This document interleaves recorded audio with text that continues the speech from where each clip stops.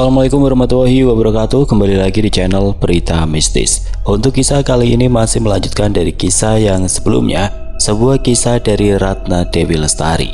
Kisah yang berjudul Istri Baru Ayah.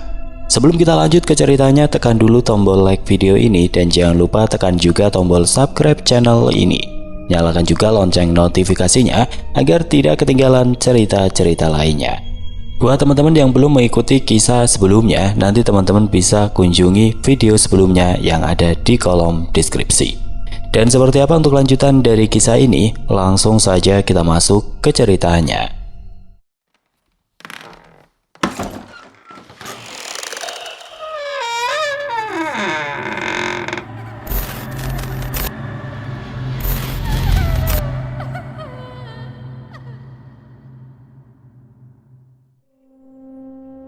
Laras yang masih dalam wujud mengerikan berlari ke dalam hutan, menjauh dari rumah yang kini penuh dengan rasa takut dan kesedihan.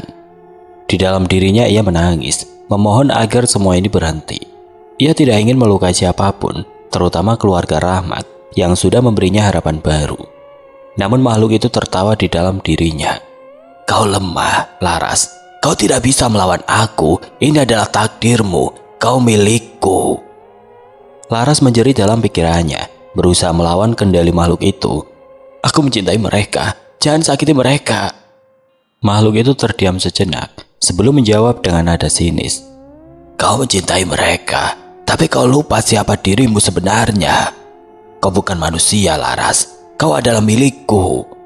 Air mata mengalir di wajah Laras yang berubah. Meskipun tubuhnya terus berlari, ia berhenti di tepi sungai yang gelap, memandang bayangan dirinya yang memantul di permukaan air. Bayangan itu menampilkan sosok mengerikan dengan mata merah dan kuku tajam. "Apa yang telah kulakukan?" bisik Laras. Hatinya hancur.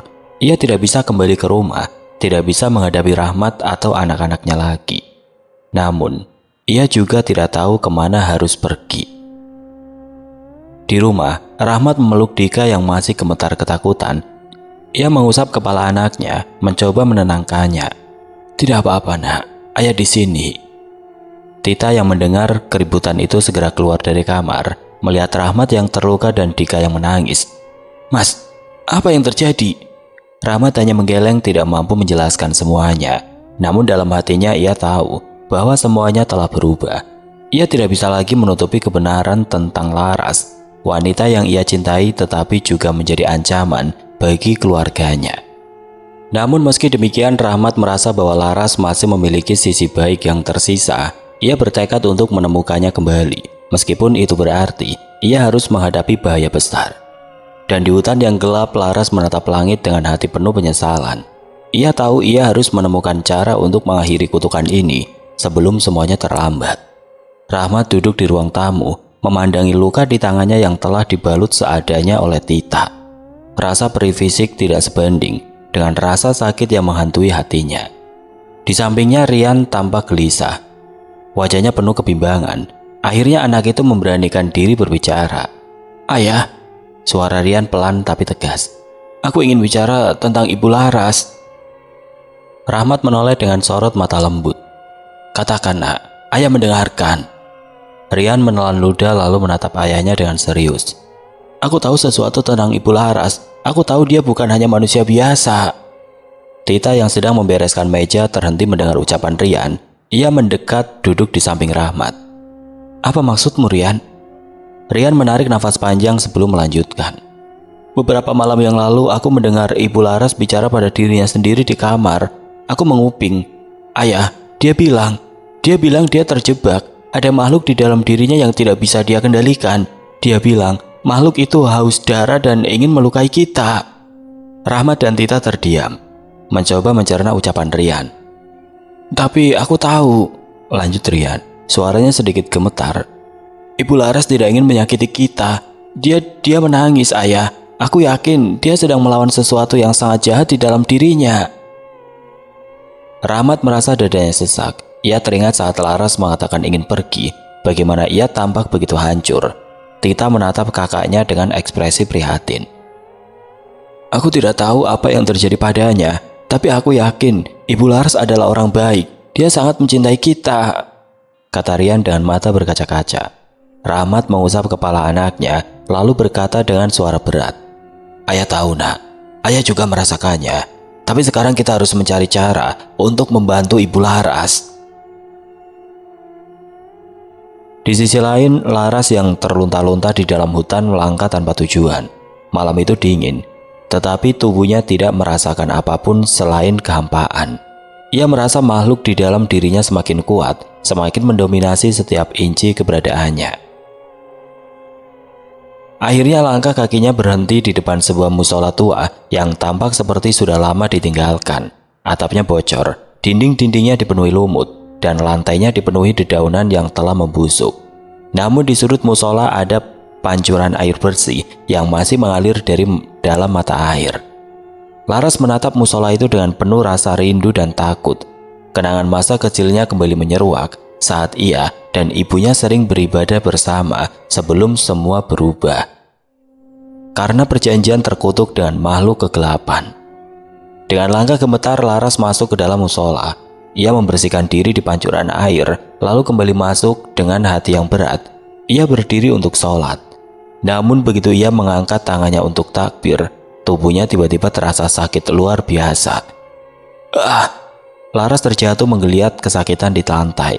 Tubuhnya terasa seperti terbakar dan suara makhluk itu menggema di dalam kepalanya. "Kau pikir kau bisa kembali kepada Tuhanmu? Kau milikku, Laras, selamanya."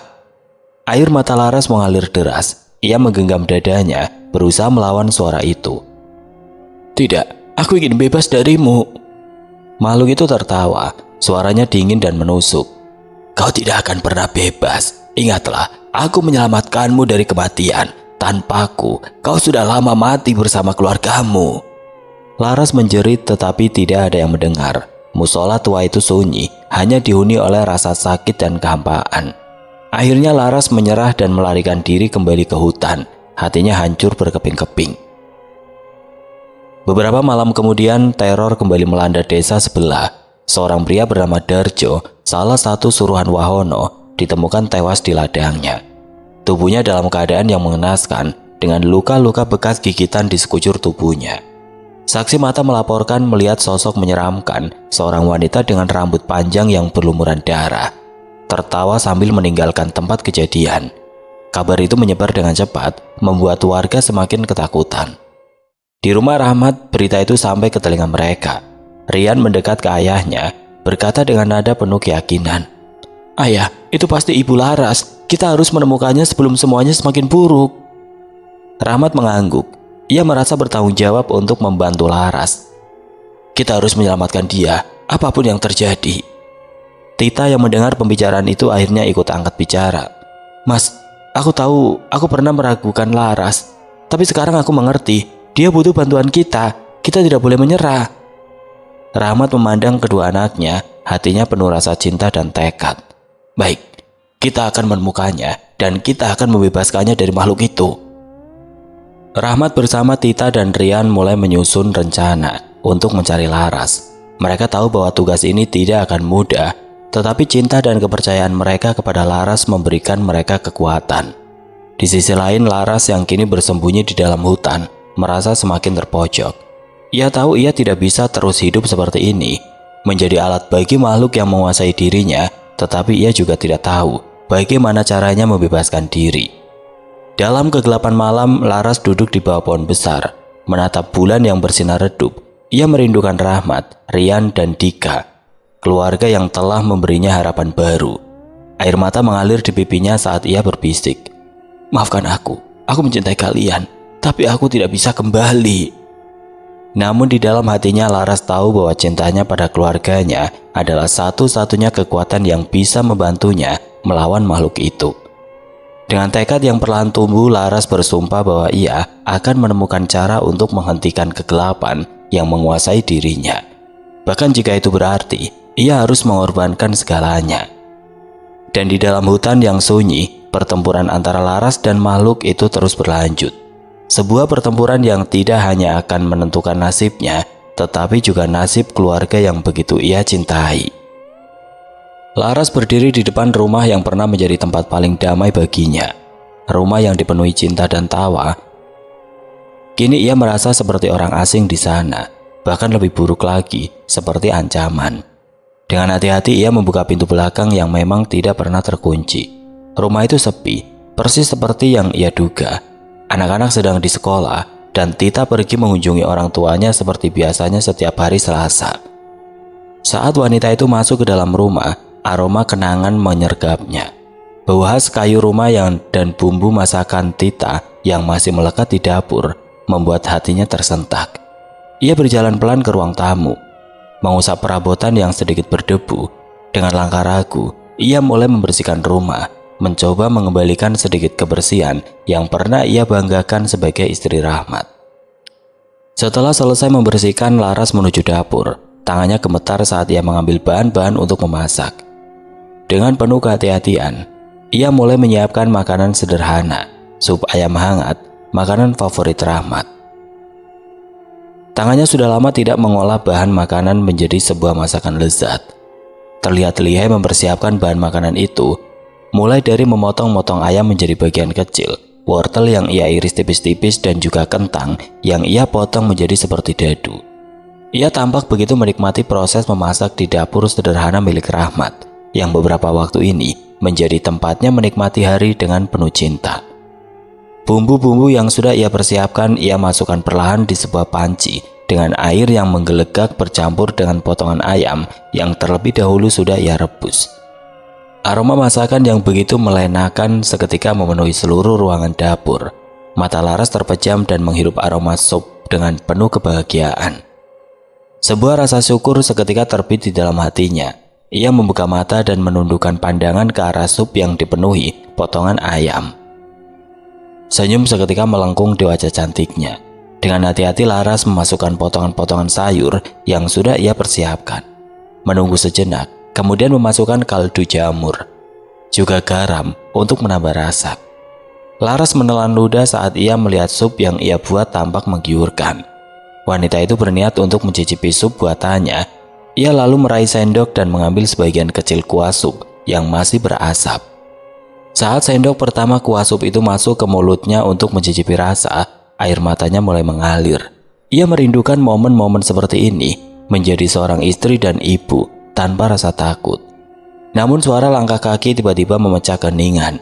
Laras terlonjak kaget. Ia segera berlari ke arah pintu belakang untuk melarikan diri, tapi sebelum ia sempat menyentuh gagang pintu, suara Rahmat memanggilnya. "Laras!" seru Rahmat dengan suara yang penuh emosi. Laras berbalik, hatinya berdebar keras. Di sana, Rahmat sendiri bersama Dika yang tampak bingung melihat keberadaan Laras. "Apa yang kamu lakukan di sini?" tanya Rahmat dengan lembut namun tegas. Laras tidak menjawab. Ia mundur perlahan, matanya berkaca-kaca. "Aku tidak seharusnya di sini," gumamnya berusaha membuka pintu. Namun Rahmat dengan cepat menghampirinya dan meraih tangannya. Cengkeramannya kuat, tidak memberi ruang bagi Laras untuk melarikan diri. "Jangan pergi Laras, jangan lagi," katanya suaranya bergetar. Laras mencoba melepaskan diri, tetapi Rahmat menariknya ke dalam pelukannya. Laras membeku, tubuhnya gemetar di bawah pelukan suaminya. "Kamu tidak bisa terus lari. Aku mencintaimu Laras. Aku tahu ada sesuatu yang salah, tapi aku tidak peduli. Aku hanya ingin kamu kembali." Air mata Laras akhirnya jatuh. "Rahmat, aku tidak pantas untukmu. Aku tidak pantas untuk Dika dan Rian. Aku bukan manusia sepenuhnya lagi." Dika yang sejak tadi hanya diam akhirnya maju. "Ibu Laras," katanya dengan suara kecil. "Aku tidak peduli. Aku hanya ingin Ibu Laras tetap di sini. Aku ingin punya ibu seperti kamu selamanya." Kata-kata itu menghantam hati Laras seperti petir. Ia berlutut memeluk Dika dengan erat. "Dika, ibu sayang padamu, tapi ibu takut. Ibu takut akan melukai kalian." Rahmat berlutut di samping mereka, memegang kedua tangan Laras dengan erat. "Kamu tidak sendirian Laras. Kita akan melalui ini bersama. Apapun yang terjadi, aku tidak akan meninggalkanmu. Aku tahu kamu ingin berubah dan aku percaya kamu bisa." Laras menatap wajah Rahmat yang penuh cinta. "Aku ingin berubah Rahmat. Aku ingin kembali menjadi Laras yang dulu, tapi aku takut. Makhluk ini terlalu kuat. Jika aku tinggal di sini, aku mungkin akan melukai kalian." Rahmat menggeleng, matanya berkaca-kaca. Aku tidak peduli seberapa kuat makhluk itu. Yang aku tahu, cintaku untukmu lebih kuat dari apapun. Kita akan mencari cara untuk membebaskanmu bersama-sama. Dika menggenggam tangan Laras. Ibu Laras, aku juga akan bantu. Aku akan selalu di sini. Laras akhirnya menyerah pada kehangatan keluarga itu. Ia mengangguk, air matanya tidak berhenti mengalir. Baik, aku akan mencoba. Aku akan melakukan apapun untuk berubah demi kalian. Malam itu Rahmat, Laras, dan Dika duduk bersama di ruang tamu. Laras menceritakan semuanya tentang perjanjian yang ia buat dengan makhluk itu, tentang dendamnya dan bagaimana ia ingin lepas dari semua itu. Rahmat mendengarkan dengan sabar, sesekali menggenggam tangan Laras untuk memberinya kekuatan. Kita harus mencari seseorang yang bisa membantu, kata Rahmat setelah mendengar semuanya. Mungkin ada ulama atau orang bijak yang tahu cara mengatasi ini. Laras mengangguk. Aku akan melakukan apapun. Aku ingin kembali, ingin menjadi ibu untuk anak-anak kita. Malam itu untuk pertama kalinya dalam waktu yang lama Laras merasa sedikit tenang. Ia tidur di kamar Rahmat meskipun rasa takut terus menghantui. Namun tidak semuanya berjalan mulus. Tengah malam makhluk itu kembali mencoba mengambil alih tubuhnya. Laras terbangun dengan jeritan, membuat Rahmat segera berlari ke sisinya. Laras, aku di sini, tenang, kata Rahmat memegang wajahnya. Makhluk itu tertawa di dalam kepalanya, berbisik, kamu tidak akan bisa lari dariku, Laras. Tapi kali ini Laras melawan. Dengan Rahmat di sisinya, ia berdoa dalam hati, memohon kekuatan untuk melawan kegelapan itu. Keesokan harinya Rahmat mulai mencari informasi tentang seseorang yang mungkin bisa membantu mereka. Ia mendengar tentang seorang ulama tua di desa tetangga yang dikenal karena kebijaksanaannya dan kemampuannya mengatasi hal-hal supranatural. Laras, meskipun takut, merasa harapan mulai tumbuh di hatinya. Dengan dukungan Rahmat dan anak-anaknya, ia yakin bahwa ia bisa mengalahkan makhluk itu dan kembali menjadi dirinya yang dulu. Di dalam hatinya ia bersumpah, aku akan berubah, aku akan melawan demi Rahmat, demi Dika dan Rian, demi cinta yang mereka berikan padaku.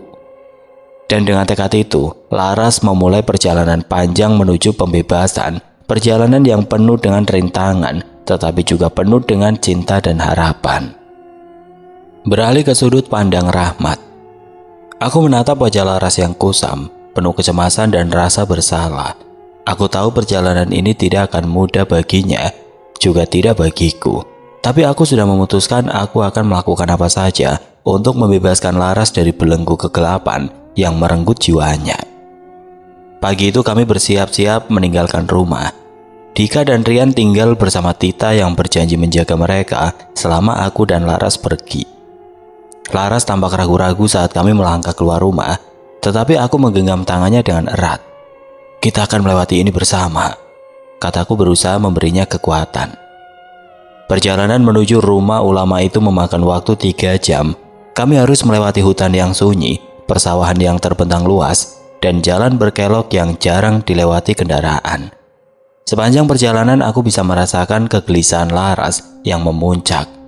Ia sesekali memejamkan mata, seperti sedang berjuang melawan sesuatu di dalam dirinya. Aku takut, Rahmat, katanya lirih ketika kami melewati jalan setapak yang dikelilingi pohon-pohon raksasa. Aku ada di sini, jawabku dengan tegas. Apapun yang terjadi, aku tidak akan membiarkanmu sendirian. Dia mengangguk, meskipun matanya dipenuhi ketakutan. Setelah perjalanan panjang, akhirnya kami tiba di sebuah rumah sederhana di pinggir desa. Rumah itu dikelilingi taman kecil yang penuh bunga warna-warni, dengan pepohonan rindang yang memberikan kesan menyejukkan. Sebuah sungai kecil mengalir di dekatnya, suara gemerciknya menenangkan hati yang gelisah. Rumah itu terbuat dari kayu, dengan jendela besar yang terbuka lebar. Di depannya seorang pria tua dengan janggut putih lebat duduk di beranda, memegang tasbih di tangannya. Dia menatap kami dengan senyum lembut, seolah sudah tahu tujuan kami datang. Assalamualaikum, aku menyapanya, membungkuk hormat. Waalaikumsalam, jawabnya. Suaranya tenang namun penuh wibawa. Silakan masuk, Rahmat dan Laras. Aku sudah menunggumu. Aku terkejut mendengar dia menyebut nama kami tanpa perlu perkenalan. Tapi aku mengabaikan keheranan itu dan membantu Laras masuk ke dalam rumah. Di dalam suasananya begitu damai. Aroma kayu cendana mengisi ruangan dan suara burung dari luar menambah kesan tenang. Ulama itu yang memperkenalkan dirinya sebagai Kiai Salim mempersilahkan kami duduk di tikar sederhana. Ceritakan segalanya, katanya lembut. Aku mulai menceritakan apa yang terjadi pada Laras. Bagaimana ia terikat dengan makhluk gelap, bagaimana makhluk itu menguasai tubuhnya, dan bagaimana ia ingin berubah. Selama aku bicara, Laras hanya diam, menunduk dengan tangan gemetar. Setelah mendengar cerita kami, Kiai Salim memutuskan untuk memulai proses pemulihan Laras malam itu juga. Makhluk itu akan lebih aktif di malam hari. Kita harus bersiap menghadapi perlawanan. Aku lalu menoleh dan tatapanku tertumpu dengan mata sayu Laras yang syarat dengan kebingungan. Aku tahu apa yang saat ini sedang dipikirkan Laras, dan meskipun aku juga merasakan keraguan itu, tapi sebagai laki-laki, aku harus memberikan dukungan kepada Laras. Walaupun hati ini diliputi perasaan bimbang, juga takut, aku berusaha untuk membuatnya tenang. Dengan jantung yang berdebar, aku meraih tangannya yang terasa dingin dan menggenggamnya erat. Jangan takut sayang, kamu pasti bisa menghadapinya. Kamu orang yang hebat, hatimu baik. Ingat, anak-anak kita di rumah. Bukankah kamu bilang, kamu sangat menyayangi mereka dan ingin menjadi ibu yang sempurna untuk kedua anak kita? Ujarku untuk meyakinkan dirinya. Kulihat mata sayu itu mulai berkaca-kaca, hatiku bergetar, tampak sekali ketulusan dari mata indahnya. Laras menggigit bibirnya dan kemudian mengangguk mantap. Dengan suara bergetar dia menjawab, Aku akan berusaha, Mas. Aku ingin menjadi istri yang sempurna untuk Mas dan menjadi ibu yang terbaik untuk kedua anak kita. Ya Laras, masih yakin itu, kamu pasti bisa. Saat malam tiba, aku mulai merasakan ketegangan yang menggantung di udara. Angin kencang tiba-tiba bergerak masuk melalui celah-celah rumah. Tubuhku diselimuti udara dingin yang kian menyergap. Pintu di ruangan itu bergetar karena dorongan angin dari luar. Laras duduk di sudut ruangan, tubuhnya bergetar, matanya mulai berubah, menjadi merah seperti bara api. Dia mendesah berat, nafasnya tersegal. Rahmat, aku kuat, katanya, suaranya bercampur dengan nada lain yang bukan miliknya. Aku mendekatinya, tetapi Kiai Salim menghentikanku. Tetap di tempatmu, dia akan berubah sekarang. Tiba-tiba tubuh Laras melompat ke udara seperti ada kekuatan besar yang mengangkatnya. Suara mengerikan keluar dari mulutnya, tawa melengking yang membuat bulu kuduku berdiri. Tubuhnya menggeliat, matanya sepenuhnya merah dan giginya memanjang menjadi taring tajam. Kuku-kukunya tumbuh panjang, menyerupai cakar. Rahmat, panggilnya, tapi itu bukan suara Laras yang ku kenal. Makhluk itu bergerak cepat, mencoba menyerangku. Aku berusaha menahan tubuhnya, tetapi kekuatannya jauh di luar dugaanku. Dengan satu gerakan ia mendorongku hingga terjatuh. Kiai Salim segera melantunkan doa-doa, suaranya menggema di ruangan. Makhluk itu menjerit, seperti terbakar oleh suara itu. Laras berusaha melawan, tapi makhluk itu jelas masih sangat kuat. Aku tidak akan pergi, teriak makhluk itu, suaranya menggema seperti berasal dari dunia lain. Tubuh ini milikku. Aku bangkit meskipun tubuhku gemetar. Laras, aku tahu kamu masih ada di sana. Lawan dia, aku bersamamu. Sejenak aku melihat wajah Laras kembali, matanya penuh air mata. Rahmat, aku tidak kuat, katanya sebelum makhluk itu kembali mengambil alih. Kiai Salim terus melantunkan doa, tangannya memegang tasbih yang ia gerakan dengan cepat. Lawan dia Laras, teriaknya. Perlahan makhluk itu mulai melemah. Tubuh Laras terjatuh ke lantai, nafasnya terengah-engah. Tapi aku tahu ini belum selesai. Kiai Salim duduk di samping Laras yang kini kembali ke wujud manusianya. Makhluk itu masih ada. Katanya dengan nada serius, ini baru permulaan. Laras harus tinggal di sini untuk proses yang lebih panjang. Kita tidak bisa membiarkan dia kembali sebelum benar-benar bebas. Aku mengangguk. Meskipun hatiku berat, aku tahu ini yang terbaik untuk Laras. Laras menatapku, matanya basah. Rahmat, aku tidak tahu apakah aku bisa melalui ini. Aku menggenggam tangannya. Kamu bisa, Laras. Aku percaya padamu. Demi kita, demi anak-anak kita. Air mata mengalir di pipinya. Aku akan berjuang. Aku akan berubah, aku janji. Malam itu aku tidur di ruang tamu rumah Kiai Salim, sementara Laras ditempatkan di ruangan khusus untuk menjaga keamanannya. Aku tidak bisa tidur, memikirkan semua yang telah kami lalui dan perjalanan panjang yang masih menunggu.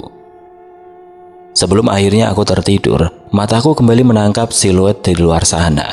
Aku langsung terduduk dan memperhatikan bayangan putih yang mondar-mandir di bawah pohon rambutan.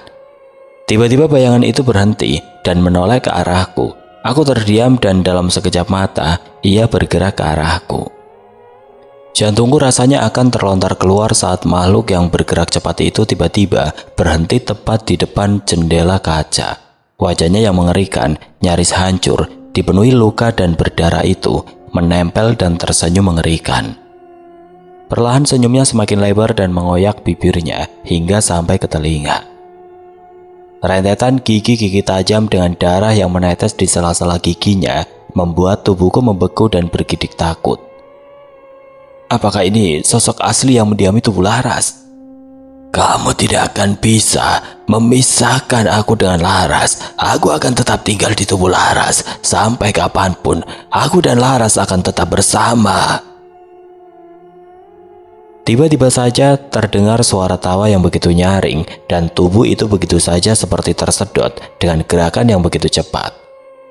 Aku yang membeku hanya bisa menatap kaku. Apa yang ia ucapkan barusan? Apakah mungkin semua perjalanan ini hanya sia-sia? Beralih ke sudut pandang Laras. Aku menatap rumah sederhana di depan kami. Suasana yang menenangkan seharusnya membuatku merasa lega. Tapi aku tidak bisa.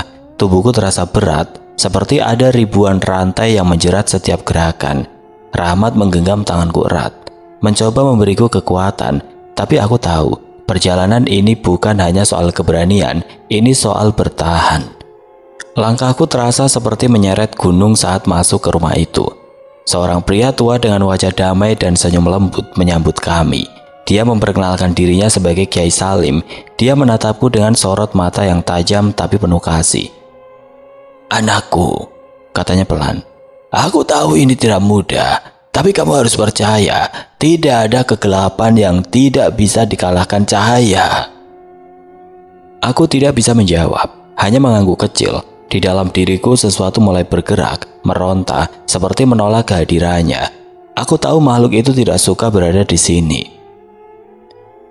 Malam itu tiba dengan cepat. Aku duduk di ruangan kecil yang diterangi lampu minyak. Rahmat duduk di dekat pintu, wajahnya penuh kecemasan. Kiai Salim duduk bersila di depan kami, memegang tasbih dan memejamkan mata, mulutnya melantunkan doa-doa dengan tenang.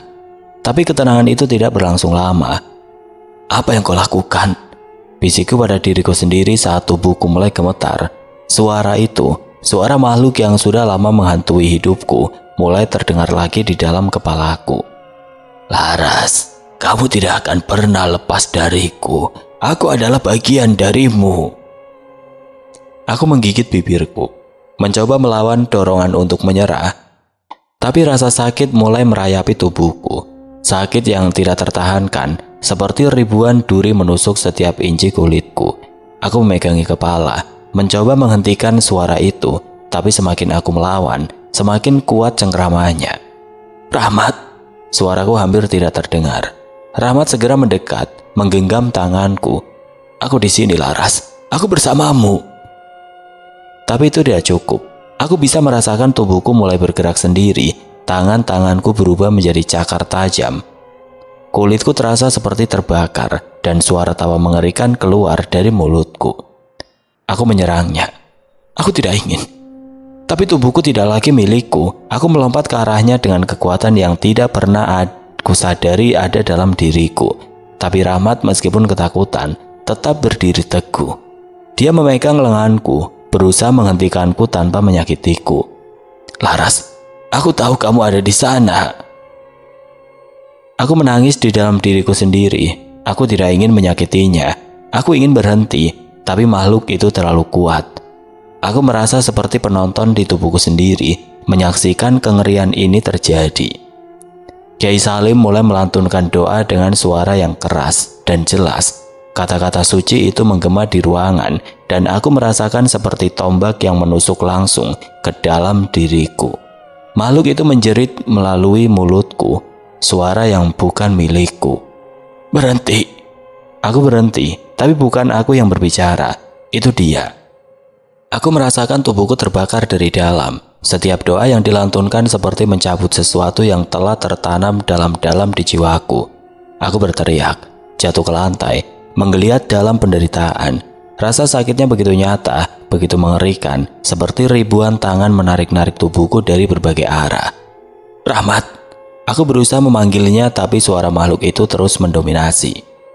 Aku terbangun dengan dingin yang menusuk tulang. Tanah lembab di bawah kakiku dan aroma daun yang basah membuatku sadar bahwa aku tidak lagi berada di rumah Ustadz. Tubuhku terasa berat, seperti ribuan beban menggantung di pundakku. Aku tidak ingat bagaimana aku bisa sampai di sini. Tapi aku tahu satu hal, sosok di dalam diriku telah mengambil alih lagi. Bayang-bayang gelap menghantui setiap langkahku, suara gemersik dedaunan dan angin malam berbisik dalam telingaku. Aku mendapati diriku berjalan tanpa tujuan, namun langkah kakiku terasa pasti, seolah sesuatu atau seseorang memanggilku. Suasana terasa begitu mencekam, tidak ada seorang pun di sekitarku, jalanan yang kulewati pun terasa sangat sunyi dan sepi. Sesekali kedua tanganku terangkat dan menggosok bagian lengan yang terasa dingin. Perutku pun keroncongan, tubuh ini rasanya lemah, untuk mengangkat kaki pun rasanya sangat sulit. Namun aku tidak ingin kalah, aku harus sembuh. Dan momen ini tidak bisa dibiarkan begitu saja. Semakin aku tampak lemah, semakin saja sesuatu di dalam tubuhku ini terasa semakin kuat. Bukannya aku tidak mendengar bisikan itu. Bagaimana dia yang saat ini bersemayam di dalam tubuhku, tertawa dan menghina kelemahanku. Aku akui tubuhku saat ini tidak berdaya, tapi hatiku keras. Aku tidak ingin ia terus menang dan mengendalikan kehidupanku. Aku berhak bahagia. Aku berhak merasakan kasih sayang. Kehilangan orang-orang yang sangat aku sayang sudah menjadi pukulan berat. Aku sangat menyesali keputusanku saat itu. Mengapa aku bisa dengan mudah terberdaya dengan ucapan makhluk yang saat ini tengah menguasai tubuhku. Langkahku yang semula berat semakin terasa ringan. Entah dorongan dan kekuatan dari mana, aku melangkah begitu pasti. Bayangan wajah Mas Rahmat dan kedua anaknya seolah menjadi energi besar untukku melawan makhluk yang saat ini tengah tertawa di dalam pikiranku. Percuma Laras, sekuat apapun usahamu, kau tetap akan kalah. Aku adalah penguasa hutan. Aku bisa dengan mudah mengendalikan dirimu. Aku mau melihat seberapa hebat dirimu dan saat kekalahanmu, disitulah kau akan tahu.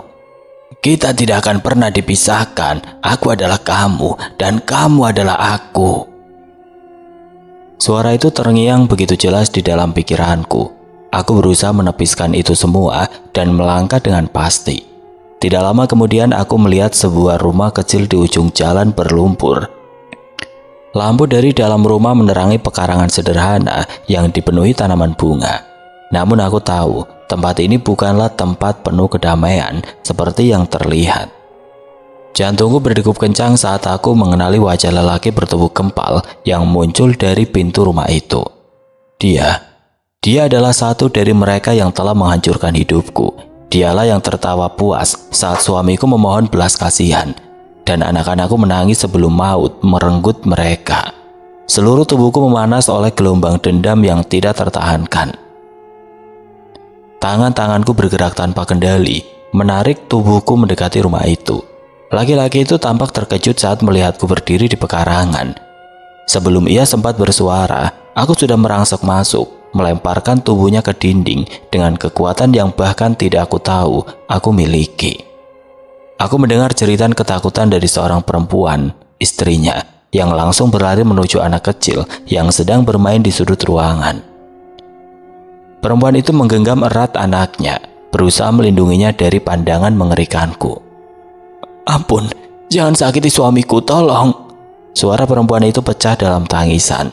Anaknya, seorang bocah lelaki berusia tidak lebih dari 5 tahun, memeluk ibunya erat sambil menangis histeris. Aku menatap mereka dengan kebencian yang bercampur rasa kasihan. Mereka tidak bersalah, tapi laki-laki ini, dia pantas merasakan apa yang dia lakukan pada keluargaku. Sosok di dalam diriku berbisik dengan bujukan manis. Habisi dia, ini adalah keadilanmu, tidak ada yang akan menyalahkanmu. Sialnya ternyata makhluk itu dengan mudah menguasai tubuh ini. Meski hatiku memberontak, aku tidak ingin menjadi seperti mereka yang mengambil hidup tanpa rasa belas kasih.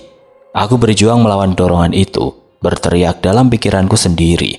Tapi tangan-tanganku tetap mencengkram laki-laki itu, dan taringku yang tajam sudah siap menyayat lehernya. Laras, hentikan! Suara yang begitu ku kenal menghentikan segalanya. Aku menoleh dan melihat Rahmat berdiri di pintu. Nafasnya tersegal-segal setelah mengejarku sejauh ini, matanya penuh dengan rasa takut, cinta, dan kepedihan. Aku tahu kau bisa melawan ini, Laras. Kau lebih kuat dari makhluk itu, katanya suaranya bergetar. Aku menatapnya, air mata mulai mengenangi mataku. Aku tidak bisa, dendam ini terlalu besar. Rahmat melangkah mendekat perlahan dan hati-hati. Tapi kau juga punya cinta yang besar, Laras. Ingat keluargamu, ingat aku, ingat anak-anak kita. Anak-anak, kata-kata itu seperti cambuk yang menyadarkanku. Aku teringat senyum Rian dan Dika, mereka percaya padaku. Mereka ingin aku menjadi ibu yang baik untuk mereka. Tidak mungkin aku membiarkan makhluk ini menang. Aku mengerahkan seluruh kekuatanku untuk melawan. Tanganku yang mencengkram laki-laki itu perlahan-lahan melonggar. Nafasnya yang tersegal terdengar jelas di telingaku. Tapi aku sudah tidak mendengar bisikan makhluk itu lagi. Aku berhasil menguasai tubuhku. Pergilah. Suaraku terdengar serak. Laki-laki itu jatuh ke lantai, terbatuk-batuk, tapi matanya dipenuhi rasa syukur. Istrinya langsung berlari mendekat, memeluk suaminya erat sambil menangis terseduh-seduh. Namun aku tahu, aku tidak bisa tinggal di sini lebih lama lagi. Dosa yang kulakukan terlalu besar, meski aku tidak sepenuhnya mengendalikannya. Aku menatap Rahmat yang berdiri tidak jauh dariku. Matanya penuh air mata, tapi ada ketakutan dalam tatapannya. Rahmat, aku tidak bisa kembali, kataku sambil mundur perlahan. Aku harus pergi, makhluk ini. Aku tidak bisa memastikan aku akan selalu bisa melawannya. Laras, tolong, jangan lakukan ini. Rahmat memohon, suaranya pecah. Aku tidak tahu berapa lama aku berlari. Kakiku terasa lelah, tubuhku sakit, dan hatiku hancur. Aku hanya tahu satu hal. Aku tidak bisa membiarkan diriku menyakiti orang-orang yang kucintai. Langkah-langkahku membawaku kembali ke kegelapan hutan. Di tempat ini, aku merasa seperti pulang ke sarang neraka yang selalu membayangiku. Air mataku mengalir deras, membasahi wajahku. Aku berteriak, menangis, mengutuk makhluk yang ada di dalam diriku, tapi yang terdengar hanya gema dari kehampaan. Malam itu di tengah gelapnya hutan, aku duduk meringkuk di bawah pohon besar. Tubuhku gemetar karena dingin dan kelelahan. Dalam hati aku berdoa, memohon kepada Tuhan untuk memberikan kekuatan kepadaku, untuk membebaskanku dari belenggu ini. Aku tahu perjalanan ini masih panjang, tapi aku tidak akan menyerah. Demi Rahmat, demi anak-anak dan demi diriku sendiri, aku akan terus berjuang. Meski gelap terus mengintai, aku percaya bahwa suatu hari aku akan menemukan cahaya. Oke teman-teman, sampai di sini dulu ceritanya. Nantikan kelanjutan kisah ini di video berikutnya. Agar tidak ketinggalan, klik tombol subscribe channel ini dan nyalakan lonceng notifikasinya. Wassalamualaikum warahmatullahi wabarakatuh.